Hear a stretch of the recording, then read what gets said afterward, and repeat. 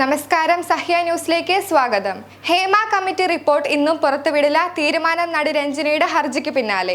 മലയാള cinema മേഖലയിലെ സ്ത്രീകൾ നേരിടുന്ന പ്രശ്നങ്ങളെക്കുറിച്ച് പഠിച്ച ജസ്റ്റിസ് ഹേമ കമ്മിറ്റി റിപ്പോർട്ട് ഇന്നും പുറത്തുവിടില്ല. ഹേമ കമ്മിറ്റി റിപ്പോർട്ട് പുറത്തുവിടുന്നത് തടയണമെന്നാവശ്യപ്പെട്ട് നടി രഞ്ജിനി ഹൈക്കോടതിയിൽ ഹർജി നൽകിയതിന് പിന്നാലെയാണ് സർക്കാർ തീരുമാനം. റിപ്പോർട്ട് പുറത്തുവിടുന്നത് അനുവദിച്ചുകൊണ്ടുള്ള ഹൈക്കോടതി സിംഗിൾ ബെഞ്ച് ഉത്തരവിനെതിരെയാണ് നടി അപ്പീൽ നൽകിയത്. ഹർജി തിങ്കളാഴ്ച ഹൈക്കോടതി പരിഗണിക്കും. ഹേമ കമ്മിറ്റി റിപ്പോർട്ട് ഓഗസ്റ്റ് 17 പുറത്തുവിടുമെന്നാണ് നേരത്തെ അറിയിച്ചിരുന്നത്. 233 പേജുള്ള റിപ്പോർട്ടാകും പുറത്തുവിടുകയെന്നും നേരത്തെ പരസ്യമാക്കാൻ സാധിക്കില്ലെന്ന് അറിയിച്ചിരുന്ന ഭാഗങ്ങൾ ഒഴിവാക്കി തന്നെയാണ് റിപ്പോർട്ട് വെളിച്ചം കാണുകയെന്നും വിവരമുണ്ടായിരുന്നു. എന്നാൽ ഇതിന് തൊട്ടു മുൻപേ വെള്ളിയാഴ്ചയാണ് നടി രഞ്ജിനി ഹൈക്കോടതിയെ സമീപിച്ചത്. മുമ്പ് കോടതിയെ സമീപിക്കാത്ത ഹർജിക്കാർക്ക് അപ്പീൽ സമർപ്പിക്കാൻ ഡിവിഷൻ ബെഞ്ച് അനുമതി നൽകുകയായിരുന്നു.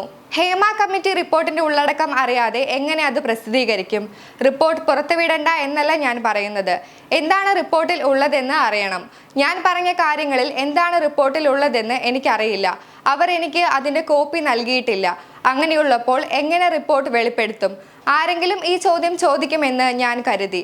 വനിതാ കമ്മീഷൻ പോലും ഇക്കാര്യം ചോദിച്ചില്ല. സ്വകാര്യത സംരക്ഷിക്കുമെന്ന് പറഞ്ഞിട്ടാണ് മൊഴി രേഖപ്പെടുത്തിയത്.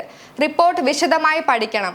ഹൈക്കോടതിയിൽ സമർപ്പിച്ച ഹർജിയെക്കുറിച്ച് കഴിഞ്ഞ ദിവസം രഞ്ജിനി പ്രതികരിച്ചതിങ്ങനെ: സിനിമാ മേഖലയിലെ സ്ത്രീകൾ നേരിടുന്ന പ്രശ്നങ്ങളും നീതി നിഷേധങ്ങളും തൊഴിൽ സാഹചര്യങ്ങളുമൊക്കെ പഠിക്കാൻ രാജ്യത്ത് ആദ്യമായി രൂപീകരിച്ച കമ്മീഷനാണ് ഹേമ കമ്മിറ്റി. സിനിമാ രംഗത്തെ വനിതാ കൂട്ടായ്മയായ വിമൻ ഇൻ സിനിമ കളക്റ്റീവ് നൽകിയ നിവേദനത്തിന്റെ അടിസ്ഥാനത്തിലാണ് കമ്മിറ്റി രൂപം കൊണ്ടത്.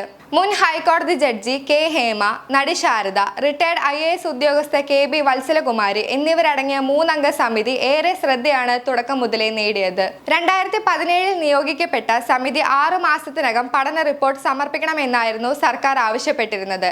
2019 ഡിസംബറിൽ കമ്മീഷൻ സർക്കാരിന് റിപ്പോർട്ട് സമർപ്പിക്കുകയും ചെയ്തു.